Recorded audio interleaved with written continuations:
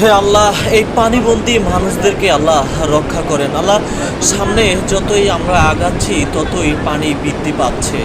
আল্লাহ, আমরা সামনের যে লাল পুল রয়েছে, ফেনীর যে লাল পুল রয়েছে, ফেনীর লাল পুলের দিকে আমরা যতই আগাচ্ছি ততই কিন্তু পানি বৃদ্ধি পাচ্ছে। আপনারা দেখতে পাচ্ছেন মাজার উপর পর্যন্ত পানি চলে আসলো। এদিকে দেখতে পাচ্ছেন স্বেচ্ছাসেবিকরা কিন্তু ৩-৪ জনের ধরে কিন্তু এই পানির স্রোত আগাচ্ছে। আমরা এদিকে দেখতে পাচ্ছি অনেক অসহায় মানুষ ঘর বাড়ি ছেড়ে আসলে কোথায় যে যাচ্ছে, থাকার কোনো স্থান ঠিক মতো পাচ্ছে না। আমরা এই ভিডিওটি যে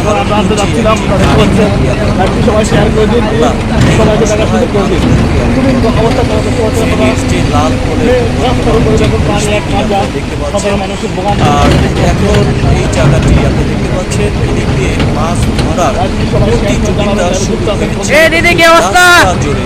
বিষয়টি আপনি দেখতে পাচ্ছেন যে অসহায় মানুষরা ঘর বাড়ি ছেড়ে কোথায় যে যাচ্ছে আসলে বলাটাই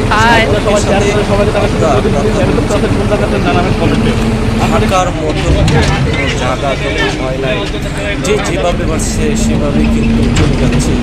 আর ফেনীর যে পানিগুলা, সেই পানিগুলা কিন্তু নেমে কিন্তু নোয়াখালীর সেনবাগের দিকে কিন্তু বৃদ্ধি পেয়েছে। এবং আপনারা দেখতে পাচ্ছেন, দেখতে পাচ্ছেন একজন মাছ ধরতেছে, ঘর বাড়ি একেবারে ডুবে। আর সবচেয়ে থেকে বড় কথা হচ্ছে খাবার, পানি খাবার সংকট এবং বিভিন্ন খাবারের সংকট। এছাড়া হচ্ছে বিভিন্ন জায়গায় যে কয়টা দোকান থাকে না কেন, তারা কিন্তু হচ্ছে এক পর্যায়ে অনেক দাম রাখতেছে। এটা আসলে খুবই দুঃখজনক। এদেরকে আসলে এটি যাতে প্রশাসনিক নজরে এই বিষয়টি দেখে, আর হচ্ছে বাংলাদেশ সেনাবাহিনী যাতে এই বিষয়টি দেখে বিষয়টি। আর যারা যেখান থেকে এই ভিডিওটি এই মুহূর্তে আপনারা দেখছেন, সবাই কাছে একটাই প্রত্যাশা করব, সবাই অসহায় মানুষদের জন্য আপনারা দোয়া করবেন।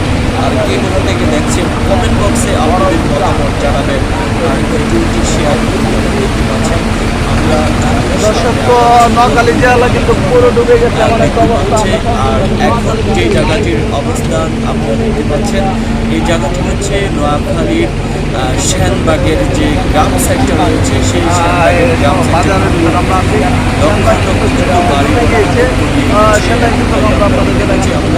সামনের দিকে কিন্তু আগাচ্ছি। দেখছেন অবশ্যই ভিডিওটি শেয়ার করে দিবেন।